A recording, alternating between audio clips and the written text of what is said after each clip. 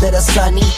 Looking back, it was all needed. The problems, the pain, the trauma, the grieving. You are now tuned into the prisoner to painter. Prisoner to painter. Hard work, dedication. Rainy days, inspiration. Prisoner to painter. And now, a word from your local Pope dealer. We're live on StreamYard and going live on Facebook. Yeah. It's going. No, this is exactly why we do it the way we do it.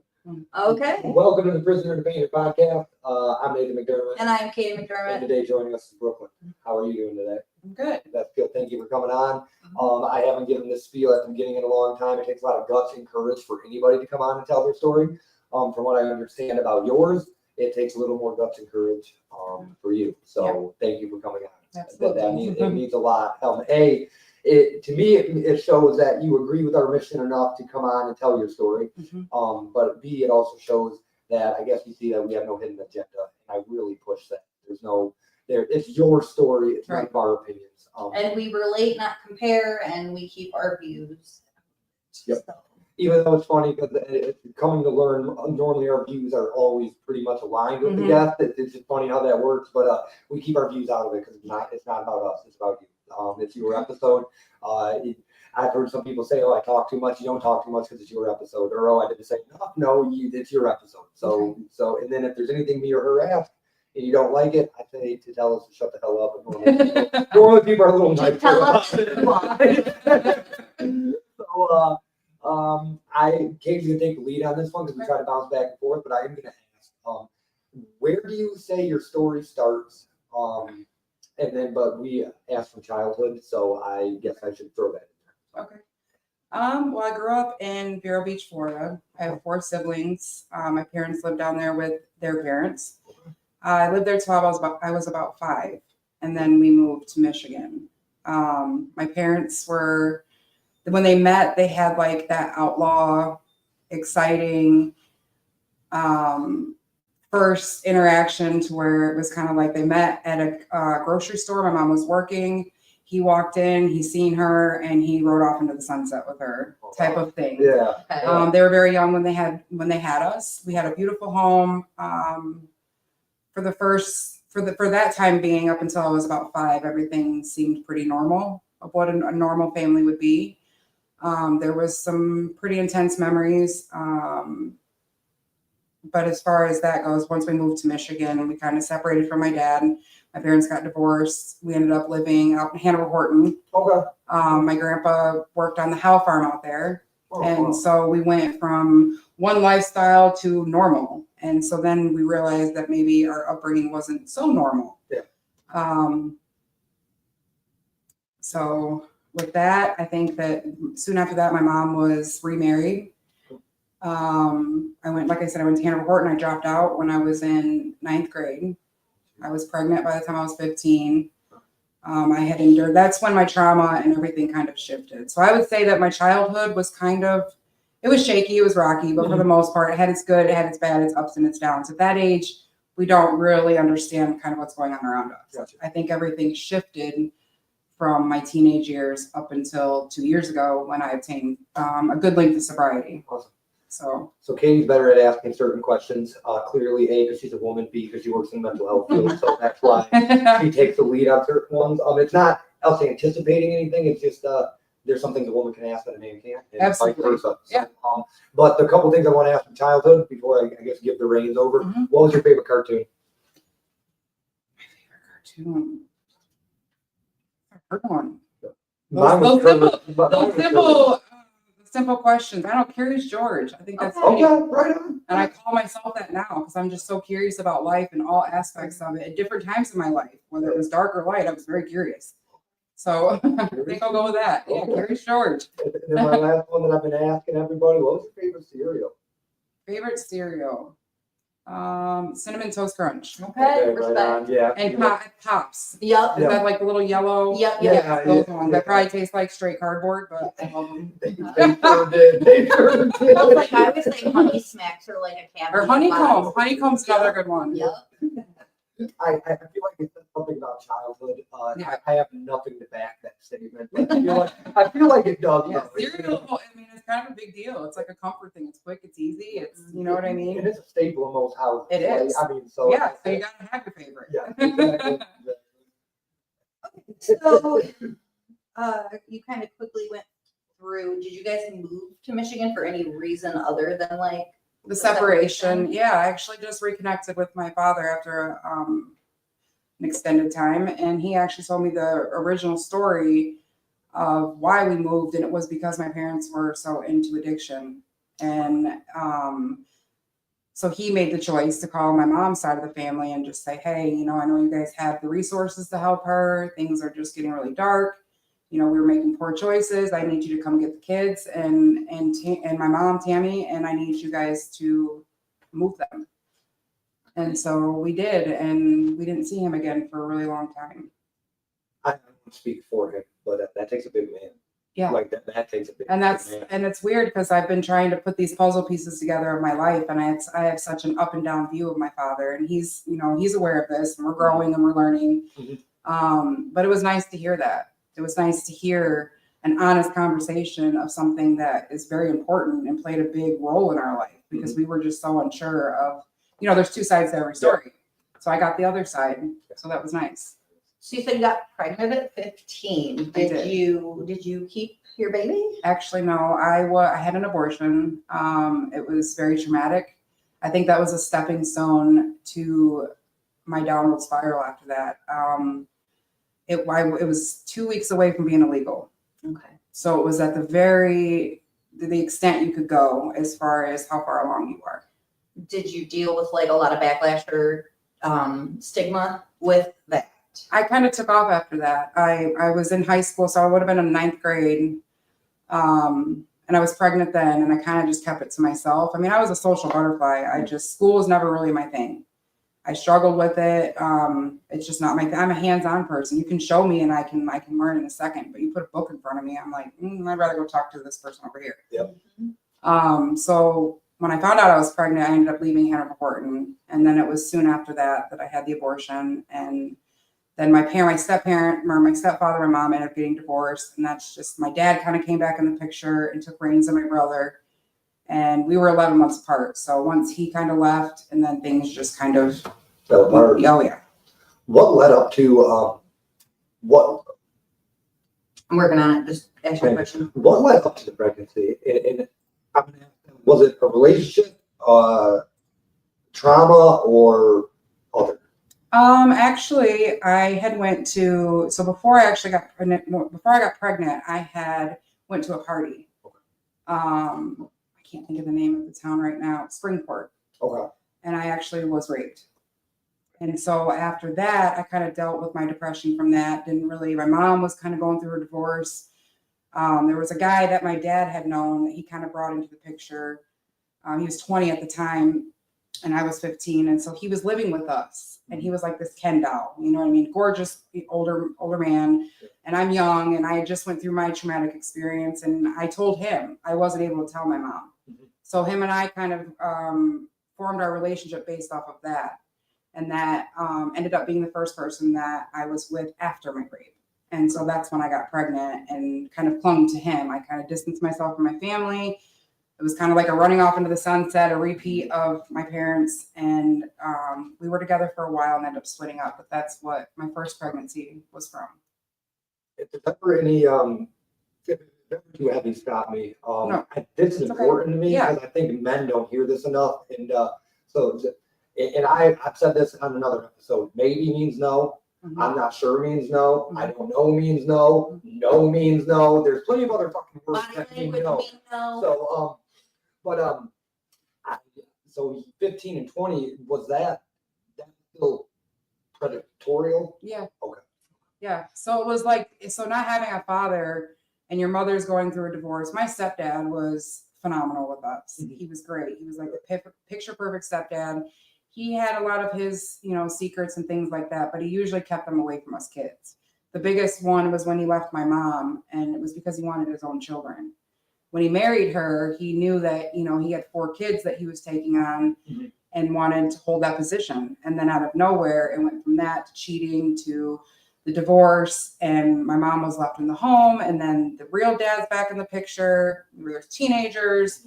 Life was very chaotic, and somehow that guy ended up just coming out to the house, was supposed to be supportive towards my mom and kind of look over the house. For whatever reason, my dad sent him, and it just, one thing escalated into another, and then we formed our own relationship.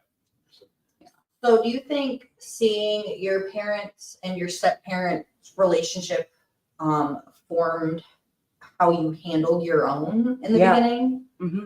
I do. Can you give a little more insight into how like things went for you after seeing that growing up? I was devastated. When my stepdad left, it made a huge impact on me. My brother and I, he had us in sports. Okay. My mom still was dealing with her alcoholism. So he was like the foundation for me. You know what I mean? Like I remember asking him permission to call him father, to call him dad. It was a one-on-one conversation. He used to be the person to buy my pads and my tampons. We just had that relationship to where it was like somebody really cared. My mom was so distracted and she worked a lot to where he kind of held that role for me. So when he left, he said he was going on a fishing trip and just never came home. Not that it matters. When you were abused this time, was the guy your age or older? The guy was older. So when I went to the party, it was the first party that I didn't tell my mom where I was going. I was pretty honest with her. We had, we did have that relationship, and I switched up the party at the last second, and I went out there, and I remember meeting the guy, and I remember having a beer in my hand, and he seen me, and he was checking out the other girls at the party, and he looked over at me, and he was like, "Oh, she's too young." He's like, "Don't worry about that one." Mm-hmm. And I just kind of went on about my night, but I still remember being protective after that, like not setting my drink down, just being aware of my surroundings. And my brother used to like hype me up and be like, if this ever happens, this is what you do. Yeah. And you kick them in the area and all of these things to where you think that you're prepared. And when somebody says that, like automatically, oh, you're too young. And then you go on and carry on about your night, but then your guard is down. You felt like you were safe. But that was after that, that's kind of where his attack came in, and he took advantage of me and ended up taking my innocence and dumping me out of the car and leaving me on the side of the road. And my friends picked me up, and they had kind of checked me to make sure that the story, what was going on, was happening, was actually happened. And then I went home, and I remember just crying and like hiding my clothes and instantly slipping into depression. What was your response to it? Was it flight, freeze, fawn? I was scared because I'm such a strong person. Even at that age, it's been built and instilled in me.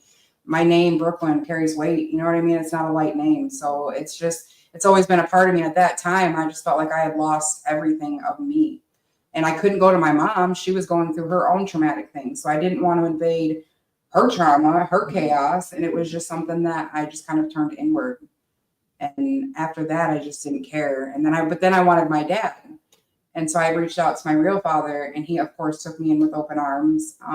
Seemed like he cared, about what had happened to me. But I went from that right into adult life, like partying, drinking, women, men, just chaotic. And then the guy, Chris, that I was seeing at the time, he ended up coming with me. And we, it was kind of an off and on again type thing. And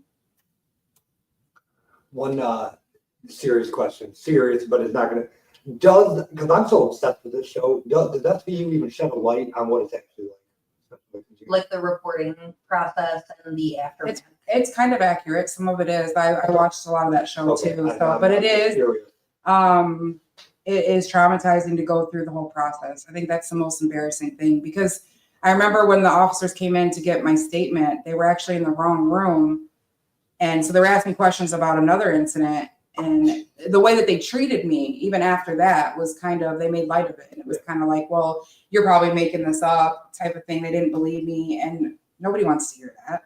Like my whole body was already invaded. And on top of that, now I'm going through all of these tests and this process. And I think after that, I kind of connected with the officer that we had at my school. because he was aware of it. He was kind of investigating it, was looking into it. And that's kind of who I kind of shifted towards to kind of express myself with that and hope that something would come of it. Did they catch your abuser?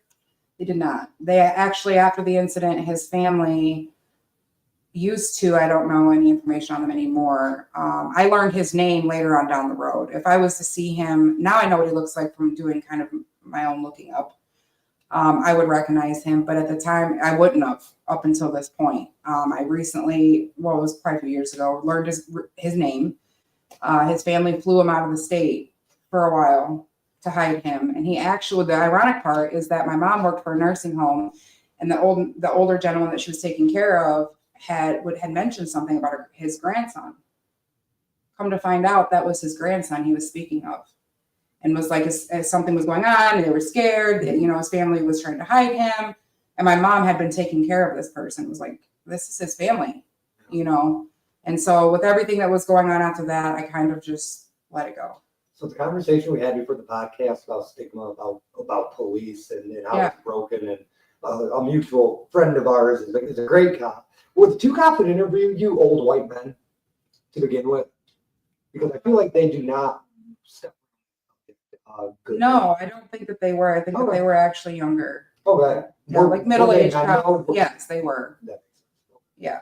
And that kind of changed, like I said, that kind of changed my view on it, along with my upbringing. Like when I say the outlaw lifestyle, it's the only lifestyle I've ever known. You didn't talk to the police. You didn't do those things. People judged you. But it was weird for me because I was always so torn. I carried this other part of me that was like, I'm in this family. You guys do ruthless, mean things. And I just, not that I haven't done my own fair share of you know, mistakes, but it just never sat right with me. Yeah. So it was just being completely torn to that lifestyle, the lifestyle that I have now. And I still struggle with that. There's days where I cry because I don't know who I am some days. You know what I mean? How were things after the pregnancy and after you like went your own way? Terrible. Yeah. Terrible. What did it look like from where it kind of started getting more terrible? I left, so I headed to Pratt, Kansas, with my ex, and we lived there we were together for maybe a couple years after that. But it was like he introduced me to drugs. Yeah. He was on them first, and I kind of started picking up on it. And he would do certain things that were kind of abuse-like. You know what I mean? Even if you're dating somebody, that doesn't mean that you have a right to their body. It's you know, it's not your playground. And that's kind of what it turned into for him. I was young, and I didn't know, I was naive, so he could basically just do whatever he wanted. Yeah. And that's kind of where it snowballed. And then eventually he got me to try drugs, and it snowballed from there. My cousin just asked. So did they have an advocate present during the investigation process? Did your town have a specific like assault center or team? And if not, did they fix that? I don't believe that they did. Okay. It was just an initial, I went in, I had the rape kit done.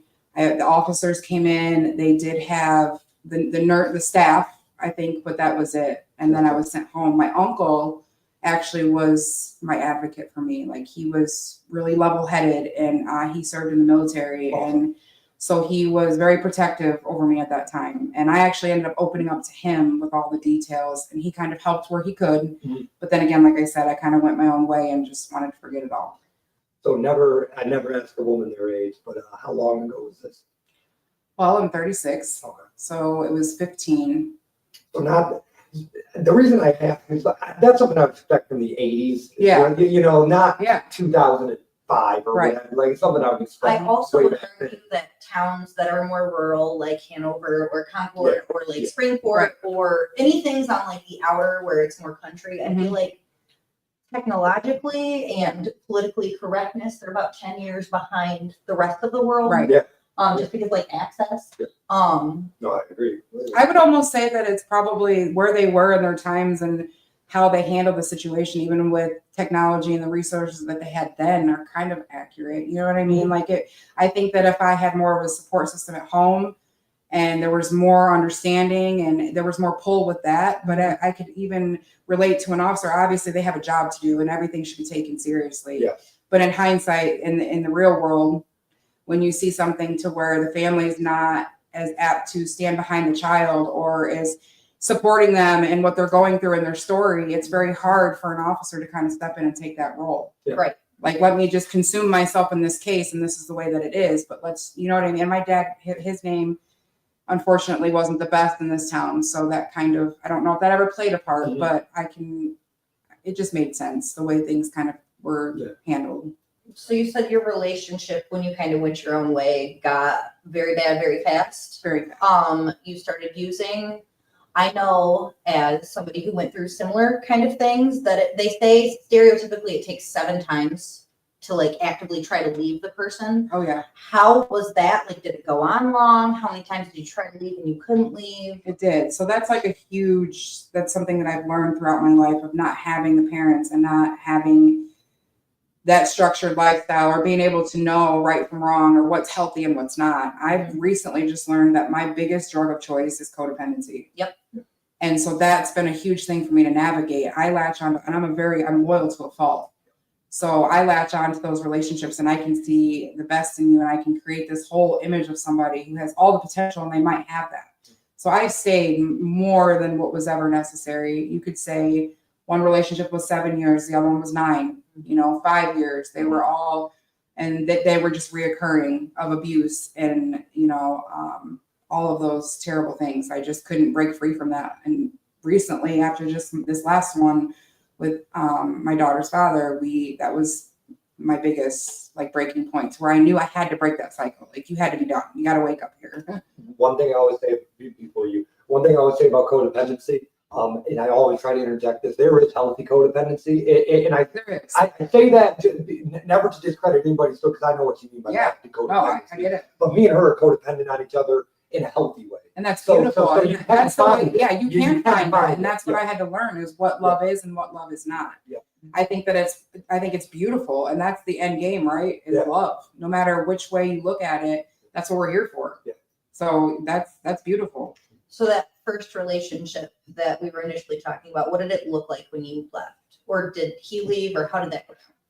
I think we were codependent on each other. And as I was maturing and kind of learning the game of life in a dark world and my father's teachings, I became that dark person. And so I became the person that cheated, and then realized that I could use my looks and my beauty to manipulate some of these men, even if they were treating me bad. I went into it with a very good heart, loving, compassionate, supportive, and all of these things. And then once it kind of shifted and the drugs and the abuse and all of those things took place, one of the ways I removed myself from that relationship was getting into another one, and didn't care about the feelings. And then I remember him catching me cheating, and then he ended up leaving, and we kind of just parted ways. So there was mutual reasons of why this just had to happen, and we kind of just drifted apart.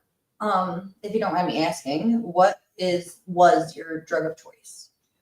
I have dabbled in a little bit of everything. Methamphetamine was a huge one for me. I actually was laying in bed last night and I was thinking about it. And I've actually, on and off, different periods of time, I've used methamphetamine since I was 19 years old. And I have close to 2 years sobriety from that. Congrats. I have, had my own setbacks. I don't call them relapses. I'm very different when it comes to. Or we lost video. You're good. Keep going. There we go. Oh, there we go. Sorry. Sweet. Sorry about We're that. good. No, that's okay. I'm different when it comes to recovery. So I'm very personal with it. Recovery out loud is something that it's a little much for me. Yeah. There's different ways for people to do it. And I hope that one day I'm able to make that difference where people can kind of see that shift, because it's important. Right. Yeah. People notice it. You don't got to go out loud to do it. You don't. I mean, really, you don't. I mean, there's levels to everything in life. And so there's levels to recovery, and there's such a stigma on it to where we have to walk this line and we have to do these things. And if we don't do them the way that the community wants us to, then that's when they throw a judge in front of us, or that's when then you're in touch with the officers, and they're going to make you kind of go that way. But until you're ready, none of that really works anyways. Nope. Sure. And then you just run out of luck. What does recovery mean to you? Peace. Okay. Recovery means peace to me. I think that we all are going to stumble and we're going to fall, and I don't think it's for everybody. I have been to AA meetings. I've sat there. I have tried. And I don't take away and discredit anybody. What works for them works for them. I wish people had more of a view that I have. I chose a self-rehab. I had gotten into some trouble a few years ago. And I remember the judge was really hard on me. This was Lenawee County. And she had made a comment. My brother is passed now. And so she had referenced that and was like, well, you have no reason to be acting and doing the things that you're doing, because I walked in and found my brother passed away in his bed. And it was hard. Like, I was so mad at her, and I was, determined to find some way to get her in trouble for even just the remark that she had made to me. But then I kind of had to sit with it and was like, and it took some time. Yeah. I dug the rabbit hole. I dug it myself and I jumped in. It's like, see you guys later. See you in a couple of years. This is the road I had to go down. But I asked them to do rehab, my recovery my way, to give me a chance. And I wrote her and was like, I know you don't agree with certain things and why I made the choices that I made, but I don't agree with you. Mm-hmm. You're not sending me to AA. You're not doing things that don't align with me. Let me do it and show you that I want this. And then if I don't, then you can put me in timeout. Yeah. But until then, let me show you that if somebody really wants something bad enough, they will take those steps. My uncle, before he passed, he just said, I'm done drinking. Yeah. 10, 12 years later, never drank. That's kind of how it was for me. That was a turning point for me, as I finally, I got tired of waking up hungover, or the nights that I wouldn't sleep. There was a good portion of my life I didn't sleep. Even the drug addicts like, Brooke, you need to go to bed. I'm like, no, I can't. There's a whole world I got to figure out. You know what I mean? You're like, you never sleep. And I'm like, I know. Yeah, that means a lot. That means a lot. It did too. I just kind of laughed it off and was like, well, this is where we're at. So, what was your first run-in with the law that wasn't like you called them and asked for their help? Like, did you get in trouble a lot? I did not. So I had like little mischief, trouble. And then I had a big incident where I was bullied. I've probably been bullied more as an adult than I ever have as a child. And it's kind of crazy to sit back and realize how that can happen. And people won't even look your direction and think that you're telling the truth, but it happens every single day. And that's kind of what it was. I was being bullied by my dad's girlfriend. I was allowed on the property, but I wasn't allowed in the house. So I had to sleep in a camper. That's bullying. Yes. And she would rummage through my things. She, caught things on fire. She broke alcohol bottles that were really expensive that were, just sentimental from a good party. Yeah. And she went in and she demolished everything. And my dad was like her protector. And then there was a moment where that shifted with me and my father, and he had like basically given me the green light to handle the way that I felt necessary. And that's years of built up. Necessary, bullied, abandoned, hurt, brokenhearted. Mm-hmm. I thought my dad was kicking me out that night, and I had begged him not to choose her over me. Mm-hmm. And he finally just kind of let me make my own choice, and I did. And I ended up in front of a judge like a month later. I went to jail, and I went there for misdemeanor charges. But they came in and swabbed me and told me that I had like 4 felonies pending because of the damage that I had done to her. Okay. The judge had told me that I was an animal, that I wasn't fit to walk the streets, and so he was sending me to prison. And by the grace of God, I don't know, or source, she ended up leaving, but they left the case pending to where if she ever wanted to come back and reopen it or any of those things. So in that moment where I had to stand in front of these people and but they didn't know me. It was like, you don't understand what I had been through and the rage that I had built up for years from parents to, just all the chaos. She kind of got the wrath of that. So then I seen my potential that I could do and the harm that I could cause. And it wasn't for me. Was she a younger lady? That's just me being curious. She was, she was older, but she was the image that how my dad glorified her and the things that she did. I guess you could say fairly that I was like jealous of her maybe in a way and envied her because of the fact that she was so close to my father and I'm sleeping in a camper and my life sucks. And I just want one of my parents to just love us correctly. And parents will always protect their kids behind closed doors. Do you think your dad asked her to leave so you didn't get charged? I think that he did his part to a point. You know what I mean? Like he did. I think he scared the bejesus out of her. Basically was like, you can't send my daughter away, whatever the case may be. Yeah. I know he had a hand in that. Awesome. And she ended up leaving, but it was something that I'm glad that it happened the way that it did. It taught me a lot. I remember keeping the pictures of her in my jail cell while I had to sit there. I think it was for about 4 or 5 months I sat in that jail cell. And they don't let you out. Mhm. You don't get an hour of free time. You're in it to win it. Like, it's like, what is it? Dukes of Hazzard. Mhm. It's how they run this town. Yeah.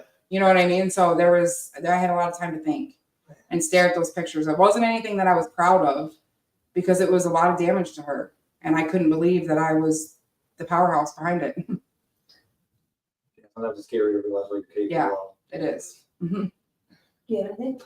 Yeah, so just you've seen our episode, so we try to keep it. So In your timeline. so you're Yeah. in a bad relationship. You were 15, he was 20. I'm just saying that because that sucks. Yeah. No matter how you cut it for Mhm. that. I'm sorry for that. So what, you're in a relationship for about 7 years? You Yes. said, okay. Mhm. So what comes after that? And if it's just another shitty relationship, we don't got to talk about it unless Yep. you want to. But I hear you have a daughter, so I'm just curious where she fits into that. Yeah. So then after that, I ended up leaving that relationship and immediately going into another one, which was way more physical. He almost killed me. He ended up abusing me so bad that he put the scar on my face. He kicked me in the face with Doc Martens steel-toed boots, left me in a pool of blood. It was just drugs, alcohol, partying. And then I got pregnant with her. And actually that happened first in our relationship. I wasn't pregnant with my daughter yet. But then, so once we separated and I got pregnant, after he had assaulted me, it kind of drew me back to him. So I wouldn't go testify. He didn't go to prison for it. It was just kind of, brushed under the rug. Yeah. Once we kind of reconnected and I got pregnant with her, then we tried again. I think it was a couple more years. He ended up breaking my nose, beating me up really bad. And I ended up leaving with my daughter and coming to Michigan. I think she was 2 when we moved here. It's probably a self-answered question, but I'm still going to ask it. Do you think drugs and alcohol were the main reason the relationship did not go good? Absolutely. It trauma bonds to the fullest, and you don't realize it at the time. We always look for somebody that we can relate to, but we're trying to have a relationship with somebody that is under the influence of drugs or alcohol is never going to end well. So clearly you cannot change the past or predict what would happen, but I am still going to have to. Me and her, some similar experiences. We sobered up together. Mm-hmm. We found God. We're good. Do you think, was any relationship, do you think, repairable if they would have changed, or do you think they were all lost causes? No. There is a relationship that I was in recently. We've separated, but I think that that's the closest that anybody has ever pushed me towards God. Awesome. And religion, and to find my spiritual journey. Cool. To where I think that we had to fall apart, and that's when I truly started finding myself. And I met some people. This book that actually was given to me, that was like the pivotal moment where I changed. And I do love books. I wish I had more time to read them, but this book was everything to me. I took it everywhere. You can only read a page a day. It's called Purpose Driven. You have to sign the front of the book to make a commitment. And it basically took me back to my childhood, my roots of what faith was, love, God, source, and what we're supposed to do here. And just, it changed everything. It helped me kind of just rewire everything that I ever knew, and be in more touch with the fact that outlaw, chaotic, dark world was just not for me. And this aligned with me so much, and stuff that I've carried with me through all of my years, and didn't realize that this is where I was supposed to be and who I'm supposed to be. So. Yeah. I lost what I was. How old were you when you had your daughter? 22. Okay. Maybe around that age. She's 15 now. How was becoming a mother in those years of, you said you fought addiction and there was codependency issues. So how was becoming a mother also while trying to figure yourself out? It was very hard. And I think that that's, when people talk about having children at a young age, unfortunately for me, I lost a child already in the worst way, and I had to make that choice. So for me, it was like chasing and trying to like fill that void. So for me, getting pregnant again was something that I just felt like I had to have. I had to fill that void. I had to find that love. I had to find something for me to be codependent on, pretty much. And that can even happen with wanting to become a mother. So it was very hard for me, because even once after I had her, she was born prematurely. My body has rejected children. I feel personally it was due to the abortion. So that was traumatizing to me too. But once I had her, I had slipped back into addiction again with him. My family came down and got me, kind of did an intervention, brought me to Michigan. And I kind of got out of that for a while. I focused on myself. I had a good job for many years, was doing really well. Our life seemed to be, you know, I would say almost perfect for us. Right. But it was very hard. It's very hard to be a mother when you weren't supposed to be a mother so soon. You look at it now, and I have my second child, and I'm like, you know, if I think about sometimes having a third child, I'm like, if I could have just been here, and this is where I started to have children, it makes so much more sense. Because we don't want to put our kids through that. But at that time, a woman is still searching for something when they're abandoned, when they don't have that love, whatever that looks like. They're going to allow a lot of things to happen to them just for that love, unhealthy or not. What did just to understand what you mean by your lifestyle? What did an average day look like for you? Was it like riding motorcycles? Was it going to the bar? What was an average day? It was a lot of partying. It was a lot of mixed age groups. It was more of your looks, and a lot, like I said, a lot of it was partying. My dad had a lot of acres out there, so for us, it was just kids would skip school. My dad's house was always the party house. You know, he had private property, 44 acres. A lot of room to party. A lot of room to party. Yeah. Small town, country, and a lot of it was, you know, harmless. But there was a lot of dark nights, and a lot of that come with my father. He has some mental issues that he struggles with that played a big role in that. And I think he's finally getting in tune with that now, but it's been a lot of years. He's endured some of his own trauma that played a huge part in that with women. Yeah. So it's hard to even be close to a father that doesn't, you know, has had his own issues and things happen to where he's, you know, he rejects women. He has his own opinion about them. So it's been very hard to navigate parenting life with two parents that my mother didn't want children. So that's another thing. You know, she loved us kids and she would have done anything in the world for us, but she didn't want kids. So there was always that blockage there too. Yeah. You said your brother passed. He did. Do you want to just touch lightly on kind of that, or is that something you want to skip over? Yeah, no, he passed about 5 years ago. I still feel like it happened yesterday. It doesn't seem like there's been that much time, but he suffered really bad with mental health issues. He had been to prison. He's, like I said, we're 11 months apart, so we're a lot alike. I think he was very spiritually driven to his core, but that wasn't something he could ever express. And when you have gone through so much, it's like there's no other point but to be taken from this world. And I believe that sometimes I have my tattoo on me that is for my child that I lost, but people can be too beautiful for earth.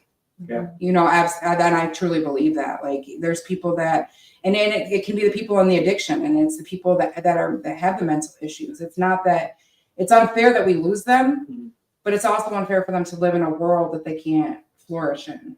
And that's kind of what it was for my brother. Like, he was so beautiful, so handsome, so full of life, and given, you know, the right opportunity or the right drive for himself, he probably could have come out of that. But at the same time, he had such a big heart that this world just wasn't meant for him. What would you say the turning point for you was? Some people remember the exact day, the exact time. Like, when did you say, I'm fucking done? And then get on this thing. I remember, so it was after I lost my brother and I put myself in that rabbit hole. And I was starting to come out of it. And I noticed that the relationship that I had actually really wanted was taking a toll. And a lot of it was because of my behavior. I had, you know, a lot of women will not sit there and play their part and say what their role was in the relationship, or that they were kind of narcissistic. Once I learned that terminology and kind of got into therapy and those things, even in my addiction, I was still in therapy. But I started to see I mirrored all of those bad men, and I was the bad man, but I was in a female form, to where I use that to my advantage. And I think I just got tired of being that person. I got tired of the cheating. I got tired of the lies and the conniving and being the beautiful woman that could have her way with anything. And I kind of met my match when I met a certain person, and they didn't allow that. They ended up walking away because I just wouldn't put up with it. And I think that was it. It was like, okay, this didn't work on him. Mm-hmm. Now it's time to kind of button it up. And I got tired of waking up from a blacked out drunken night and possibly abused him or hit him or tore up his things or, you know, broke things of his that he didn't deserve. So was it a co-occurring issue for you? Like, you were using because of some mental health struggles, Yes. and then everything kind of developed from there and became trauma? Yeah, it was just, I was a sad, I had my moments of being funny when I would drink, but really I would say one of the saddest drug addicts and alcoholic you'd ever seen. I cried. I had a little speaker with me when I would go places and I would just tune into my music, but my brother was my best friend. 11 months apart, Irish twins, it don't get no closer. And when I lost him, nothing made sense. Like my life was just ripped from me. And then my mother passed 2 years after that to broken heart syndrome for losing her son. So it was just one thing, and I had to take care of her. Her alcoholism spiraled out of control, and so it was just a lot. And then I wanted a break from it all. So I maintained my life even through some of my addictions. I still took care of my daughter and still did all of those things, but I was tired. I was just tired. It was like I threw that drink out the window and was like, you know what I mean? Like I can't do this anymore. I'm tired of waking up this way. I'm tired of hurting people. And there was a couple, back pedals for me. But then the distance between that got longer and longer and longer. And so it always gave me hope to keep going.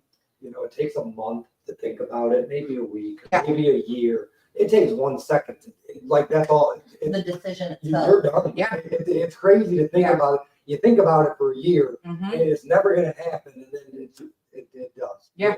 Back And it's quick. just, the switch just goes on. You got to be tired. And there's a lot to go through that process. And I wish that everybody that is going through it makes it out of it. Because that other side is so beautiful. Yes. It's so beautiful. Yes, it is. It's so worth it. It is. It is.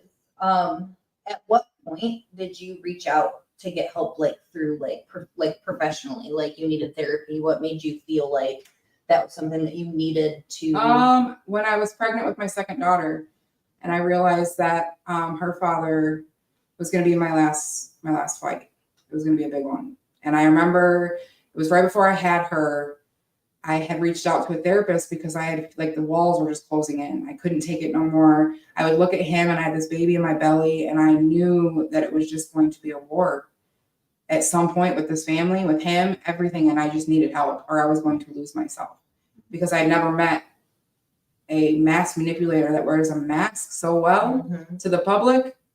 But the true side of it behind closed doors was just being bullied for years. And it was the mental abuse and the verbal abuse in this last relationship was the most extreme, intense situation I'd ever been in. Stereotypical narcissism, like wanting to commit suicide, not thinking that my kids were better off without me. They didn't love me. I was traumatizing them. It was just, those were things that I had to get together because I was on the verge of it. Was it like a gaslighting situation? At Oh, that yeah. point? Oh. It was just complete control, things I've never experienced. And I talk about being bullied through most of my life, but the family, this particular family has still, up until 2 weeks ago, it's an ongoing bullying with me that I've learned to navigate it through healing. And that's the best power tool you can ever obtain is to put that alcohol down, to put those drugs down, to be in your best mind frame and control of it. That's why I don't drink. I don't like to indulge in anything. Like you can't convince me of a pain pill anymore because I don't want to feel that. That makes me weak. And I'm just not that. I was that. And that's when anybody can come in and try to devour you. So sobriety to me means peace and that I can call the shots and I can see things more clearly now. I can't speak for all men, but when I was like that, you don't love yourself. Right. And I'm not defending that side Right. but you're so insecure about yourself that you just fucking push it onto whoever. I've done that. Listen, I've done that. Yeah. That's the person that I turned into when I say I became the man. When I would ask people, exes that I had dated, what's the one thing that really bothered you about me? People I reconnected with, they said your mouth. And I had to sit with that and was like, and it was ruthless, lethal. Should have been illegal. I'm telling you. Venom. That's it. And I was very good at it until I didn't like the way that I was hurting people. And I just knew that this other part of me was in there and she just had to come out. So what were the first most valuable coping skills that you learned to handle everything you had going on? I think it's learning how to ground yourself. That's something that was new to me. I still have manic episodes where I feel out of control, and control is a big thing for me. And so I think learning to let go and trust whatever source you believe in, and that and as long as you move with good intentions, things will start to align for you. But a lot of people don't understand that even in those dark hours, if you decide to get sober the next day, you got a lot of work to do, because everything you did behind closed doors is surfacing, and you have a debt to pay. So if you can stay committed to that, and you can know, like, it's okay to mess up, but just to not really make up for it, just to learn to move with pure intentions. And that's what this book helped me with, was just being kind and forgiving your enemies. That's the hardest thing in the world to do. But once you can obtain that, people can't really move you. You can understand why your bully or your narcissistic ex is yelling at you at these things, and he's projecting himself on you, and it's not really you. And I have been able to offer advice even to the people that I don't really care for, and they take it and they're like, yeah. And I've noticed some change in them. So another book you should check out. I tell this everybody. Check out The Traveler's Gift by Andy Andrews. That book saved my life. Really? It seriously saved my life. There's 7 decisions in life. It don't matter how you portray it. It can help anyone. The buck stops here, meaning when the problem stops here. It's not going any further. It stops right here.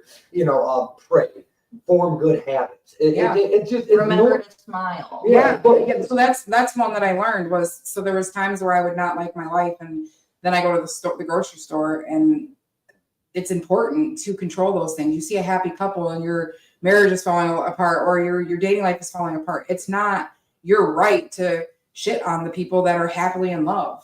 And that changes things. When you can smile at somebody in your sadness, you'll see doors open up for you. Then you may see somebody smiling at you, or vice versa. It's a give and take thing. So those things, once you learn to acquire that and really tap in, it changes the game. And I've always said favors or somebody owing you is more important than gold. But I want to take that a step further, because that's not exactly what I mean. It's the way you treat people will always come back triple fold, not double fold. It will come back triple fold. Yes. Regardless of how you treat them, good or bad. Yep. So just doing the next right thing just means don't treat people like shit. Odds are you're gonna be treated pretty good. It's not. No, it's simple as that. It doesn't. And there's times where it's not that simple. And with my sister, my siblings, I try to offer the best advice that I can. And my younger sister has really latched onto a lot. Awesome. And it's beautiful because I'm watching her change, and she's learning things through me. And to watch that, and I can see that it works. Like, you can't tell me it doesn't work. I'm living proof of that. So now I just need you to follow suit. And she's, it's baby steps, but I know that we want to break those chains as far as our children. And I think that, in my opinion, I'm doing a phenomenal job. And I've went through the war, and I've put on my armor, and I've done it all. I can remember when I was getting sober, I would walk around in my little boots that I still had and tennis shoes in my book bag. And I would go to people's doors and apologize to them, not knowing if we're going to duke it out in the yard, and I would ask them, like, I don't know which way we're going to go with this, but I'm coming to you because I got to fix this. And those are things I did on my own. I didn't sit in the meetings. I didn't do those things. I had to go out and find my own healing and my own work.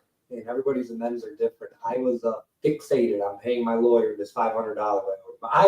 I paid thousands. Okay, 500 wasn't even like right. It probably didn't even matter to him. I was so fixated on it that some people just amends look different for everybody. Yeah, I mean, absolutely. My favorite IOP person, Doug Rickman. I don't know if you've heard that name, but his amends was paying the government. He didn't file his taxes for 30 years. Right, paying his taxes. So he filed 30 years. I mean, he got done. He owed some years, whatever. But that was his amends. Paying the government. It makes you feel good when you make those amends, and you can make peace with that stuff. Peace is so important, and it's beautiful, and I think that the world is already divided enough. But we all need each other. It really takes a whole village. That means all of us. And I realize that some people are too much in a dark place, and we can't be a part of their lives, but we can still make that difference. I mean, my community made that for me. They didn't give up on me. And they, from afar, like, they seen something in me I didn't see in myself. And some of the opportunities, I don't know how I've landed them. But it's also because of the work that I've done. And you know what I mean? So. Well, that's what I love that we're doing with this podcast. That's what we're trying to accomplish.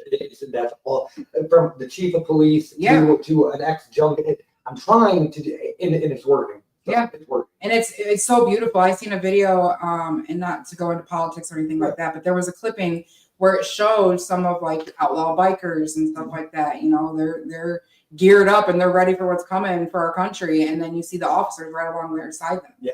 And it gave me chills. Yeah. I'm like, dude, if we could only move as a unit. And realize we're all in this together. Like, you know what I mean? There's different rankings on different sides and different rules and stuff. But when it all comes down to it, we're there to protect and serve in our own community, in our own lives, our own people. We all move together. And once we get that and learn that we're unstoppable. Well, like regardless of your political alignment, like the argument is Narcan's free. Why isn't insulin free? The problem is it should be accessible no matter who. No matter who needs what.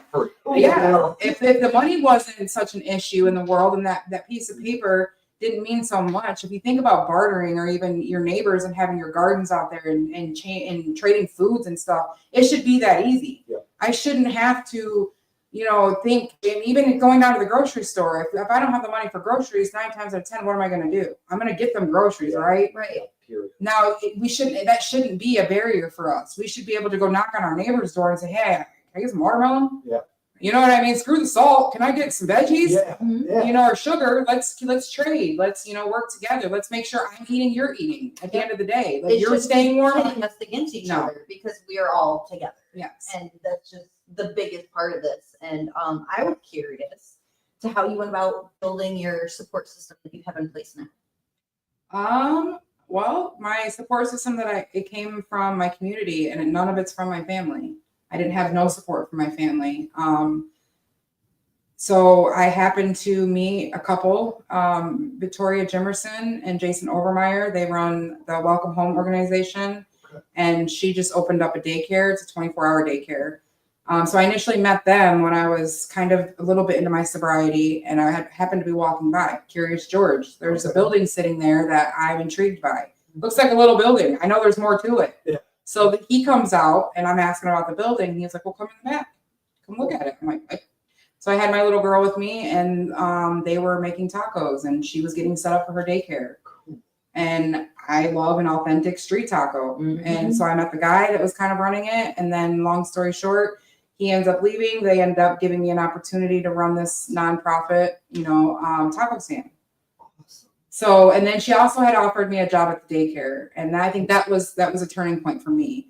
It's kind of like an 8 Mile where they give him he sings that song. Yeah. Like, if you had one opportunity, what would you do? Mm-hmm. Would you blow it? Oh, I'm running with it. And so it was kind of off and running after that. And once they believed in me, higher up to me, you know what I mean? I mean, she does a lot. She's an amazing woman. But they believed in me and they didn't let go. They were like my protectors. So then it snowballed from that. Then I wasn't afraid to be in the community. I wasn't just the junkie. Yeah. I was cool when I was slinging tacos and supporting youth programs. And yeah. I don't know what you call them, but that's definitely. He definitely had his hand in it. And it was kind of like my conversation with him when I started that journey. Once I could get through some of my shame and my guilt, because that was also a point for me to where, suicide was an option for me and things that I was dealing with myself. So going to church, and I remember when I left the first church that I ever went to, I went in this little sundress and I didn't even know what to wear. And I was cute and I had my little Bible and I was going to find answers because my life wasn't working. Mm-hmm. And so when I stepped foot in this church, they accepted me. And from that moment on, I knew that's where I belonged, and it just got better from there. My faith grew. Cool. Opportunities were given to me. It's been endless. So I wouldn't be here without him. That's for sure. So what do you do now? So I didn't know this for the party. Clearly, I didn't know this party stories. I don't know anything. But so you started a nonprofit with you didn't start, but you started helping a nonprofit with tacos, and then I'm assuming your child goes to daycare there. Yep. Yeah. Right. Yeah. Okay. She goes to daycare there. So do you work for him still? Or? No. So I actually, some of the things that the opportunities they were trying to gift me with, I still struggle. It's not an easy process. I struggle with memory issues from trauma. There's times where I have manic episodes. So the jobs, I had to learn what was for me and what wasn't for me. So daycare was not. I love the children and they love me and they love me every time I walk in the door. Yeah. But that scene wasn't for me. Yeah. So it was on to the next thing, mm-hmm. Where else can we give you an opportunity? And they did that. And then I kind of ventured off. I had started a cleaning business, jumped the gun, was this is what I'm going to do. It was kind of like a proud moment for me, but then understand the business side of it. Yeah. You know, somebody who dropped out in 9th grade, I just was out here winging it. Yeah. So I would make it work somehow. So then I was given an opportunity with Summit Cleaning Services, Cool. and I kind of switched to that. Okay. So now I clean out at the college, JCC. Okay. I've met some amazing people out there, and it's just been moving along, and here I am. You've done a good job, and I think it's not funny, but somebody who left education so young, I can say you found your way back to somewhere, regardless Yeah. of if you're attending there, Right. you work for. No, yeah, I do. And it's cool. And I have a badge, and I can get in there, and they trust me. Like, go back for your equivalency or GED or anything. No. And then there's a part of me that I'm a very stubborn person, and I feel like that I can have all the success in the world without any of that. I don't care how long it takes me to prove that point. No, I 100% agree. I Yeah, do believe that's that we cool. all have gifts and we all are meant for a part of this world, and putting me in front of a book. And I have sat with higher people. I have some people in my family that have degrees that they shouldn't have, Right. that they abuse. Yeah. So that means it used to bother me. I used to be the kid that was never going to amount to shit. And well, Well, I also think I turned it into styles- fertilizer. So there, maybe alone. styles are important. Yeah. Like the standardized education system is Mhm. not for everybody. Trying to teach a goldfish how to climb a tree is Yeah. not like it. Obviously, Right. you need to cater. Like Yeah. obviously, like some other animals can climb trees, like snakes can climb trees. Yeah. Cats can climb trees, Mhm. but not everybody's a snake or a cat, or not everybody's a fish, or not Right. everybody's a dog, you know? So catering to people's strengths is something that we should really build on as Yeah. a society. And I think a lot of addicts and a lot of people that are the less fortunate are a big part of the puzzle that they don't, you know, that's the piece that we're all missing. Because I mean, the person that I am now, and then that I've, you know, all the stuff that I've learned and all the opportunities, I just needed that one person to give me that chance and to break me away from all of that and to find that. And with God and going down that path and the people that I've met, it's mind boggling to know that these are people that weren't my family that see this in me and the drive. And that's more of a reason why it takes all of us as a unit to make it work, because it doesn't matter if you're the drug addict. You can do it. Yeah. And you can be that success story, and you can overcome all of that without a degree, Yeah. without any of that. Like I probably would be a really good investigator or like SWAT team, you know, from my criminal days of kicking in doors. I look at it now and I'm like, dude, Well, also like I would be amazing at this. I would be a criminal. I know the ins and the outs. vigilant. Minuscule details that nobody else does. So I will give us like a 10-ish minute warning. We're coming up on an hour. So just so we can kind of get things that need to be said and our wrap up questions and all that. I did have one thing I wanted to, give me a second, I forgot. I'm sorry. So we went You're through just like spinning the block. Yeah. more organic and not forced like through this cookie cutter thing. Yeah. Because not everybody's in this cookie cutter. Right. So we talked about like early childhood, what your early years of addiction look like, where you are now. Yeah. So with all your trauma, did you ever do any specialized therapy? I did. And so I did EMDR, and I was my therapist. I was her first client, and she's younger than me. So, and I remember in the beginning, I was like, "She ain't gonna teach me nothing. No, nothing on me." When I tell you that she's in my phone is my saving grace. She is an amazing woman in so many ways. She actually got licensed and got a certain certification for the EMDR that she didn't have at the time. And I didn't know this till we kind of did something together at a school, but she was like, I didn't know how to help her. And I knew that I needed to. So she went and acquired all these things to come back, geared up, ready to go. And she's kind of taking me under her wing, and she's made a huge impact on where I'm at. That's fantastic. EMDR also saved my life. Yeah.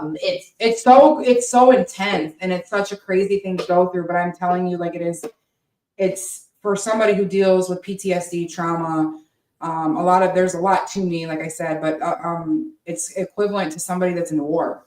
Some of the things that I deal with. So you have to find something. And I latched onto her at the weirdest time when I knew that was enough. But I'm glad that she has stuck with me through all of these times. She would come into the hood with her little Suburban and show up. And she's like, what are you doing? I'm like, haven't called you in about a week. She's like, Yeah. let's get back on track. That's So why she was I'm here. she was that type that was also like me. Like she has grit and she's not scared. And she knew that she needed to show up for me. And those times were huge for me. So I've always said this, and I think it's funny, some of the guests we have on have overlapping. There's some days that I need to hear something from whoever's guest. Your guys' story are pretty Very similar. Curious, you don't have to answer. What does your container look like in your head to contain things? my container, Mm-hmm. to be honest with you, like where we put the stuff and put it away, it's just like a little file box thing, to be honest with you. I'm just always curious. And that's, yeah, she told me, I remember her saying to me to like think of something like a place where you would put it. And that's really what I think about, is because I like to be more organized than what I am. So for me, as simple as this stupid file box that's got a lid on it and I can shut it and slam it if I want. Okay. You know what I mean? It's got like the double side to it, Yeah. where it closes perfectly, but you got to get it right to close it. You know, you can't just shut it. So it's like got the two parts to it. So that's my box. Okay, I was curious. Mine's a gumball machine. Is it? Yeah, so I can put That's stuff in, awesome. and then when I need to deal with it, I can like chew it up and spit it out. You know. I love that. I'm Mine's just always curious. Yeah, mine's just, and I think so it's a clear container and the lid is purple Okay. for whatever reason. Right. The Which visualization. is kind of cool because your front door is purple. So Oh, thank you. those things that I connect with, I pay attention to everything. But so that's what it is. My little container that I can slam shut on both sides if I want That's to. so cool. Put it in there. You're going in there. Are we ready for wrap-up questions? Yeah. No, this was great. Okay. My first, seriously, this is fun. My first wrap-up question ever, though, is there anything we missed you would like to share? No, you just got to bring me back on here for more. Yeah. There's a lot. Do you have any like special shout outs or things you want to say? Anything like that? Oh, I do want to ask one more thing. I apologize. How do you and Chief Pittman know each other? Because he specifically told me to tell him when you're coming on because he wants to watch this. Yeah, that's an ironic story. So when I was going through some domestic violence with my youngest daughter's dad, I was placed in the Aware shelter and I lived there for about 5 months. And that's another breaking point of mine to start over. There's so much. Yeah, I've had such amazing people. So the family was still kind of harassing me and breaking orders and doing things under the radar. And I didn't feel safe. I felt safe in the Aware shelter. It's probably the safest I've ever felt in my entire life. That big door did wonders for me. Nobody could get to me. I didn't have to talk to nobody if I didn't want to. So he offered to escort me into court for the court proceeding. And I don't think I've never felt that cool. You know what I mean? Right. Like I had my own person Right. that was walking in with me. Right. So when he came in and he was kind of like in his outfit and the family was sitting out there in the waiting room or in the hallway, they weren't expecting me to walk in with this like official person. Yeah. Like I was nobody to them and I didn't matter. And well, I showed them and I ended up losing the case ended up getting like thrown out or something like that. But it was just to have that moment of somebody caring enough to make sure I was protected because I being scared, losing your family, going through this, this battle, soon to be custody battle, like it was a whole thing. So, and to see these two people in the audience for me, that's all I needed. I didn't need family. I didn't need anybody. I had them. So that's how we kind of connected. And they just, he helped put up some security cameras at my house. He's a good guy. Yeah. He's a good guy. And so it's kind of just, it's somebody, so that kind of changed my outlook on police officers. Yeah. Before I wouldn't talk to them and I gave them trouble. It's funny. The one I'm about to say it's not this still is my episode. So, but what I'm about to say doesn't do him justice. He arrested me. Yes. He put me in jail. I was a piece of shit, and he could have did a lot worse to me, and he decided not to. Yeah. And he saved my dad's life. Wow. And so That's awesome. years later, I promised him I would quit being an asshole, and You did. and I did. So I put him on the show. Well,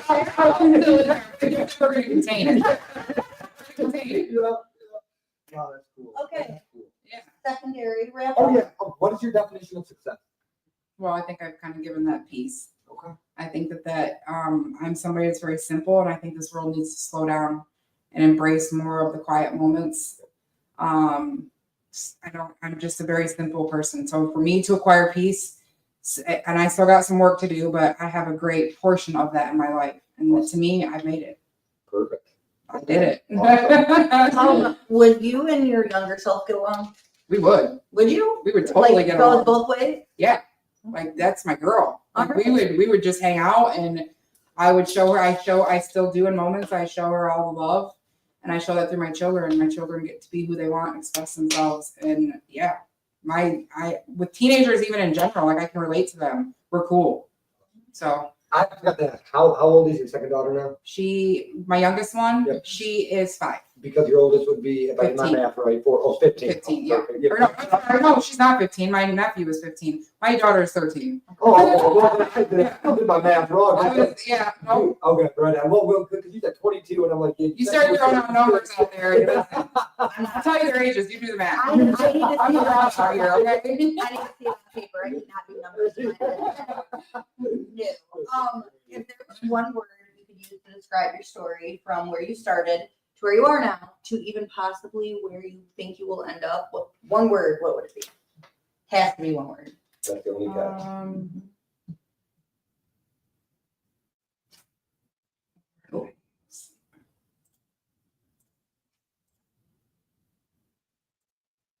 Driven, Driven? I guess. Okay. That's perfect. Sorry. I think that I think that that's a fair word. I think I've always been driven for something bigger, and we'll go with that. Perfect. So at the end of every episode, Oh, it's just being funky. Stop messing with it. well, do we your just thing. okay, yeah. So we can go back to that real quick. Yeah. So at the end of every episode, we give a gift card. I try to do local, but I've been running out of local places, so we're going bigger. So That's okay. Ross, Cool. Ross Dress for Less's mission is to offer customers a wide selection of name brand bargains at affordable prices, while also providing a fun and engaging shopping experience. That's awesome. So, I would say $25. I'm balling on a budget, so this will work. Perfect. Hey, look, honest to God, it's like I dress really nice. I got some of my nice suits. Yeah. Most of my stuff fucking Ross. Hey, I'm with it. I remember. It's off retail pricing. So. Yeah. Yeah. A lot of my stuff is a mixture between, stuff I will spend money on and a mixture of like going to the Goodwill or Yeah. I've gotten most of my compliments from like a $2 shirt Yeah. or you know what I mean? So I'm with it. No, I get it. Oh yeah, and will you sign our table? Yes. Awesome. And that has been it for today. It's getting hot down here. Yeah, Thank you, guys. I'm sweating. Yeah. And then we got the extra. It automatically comes up.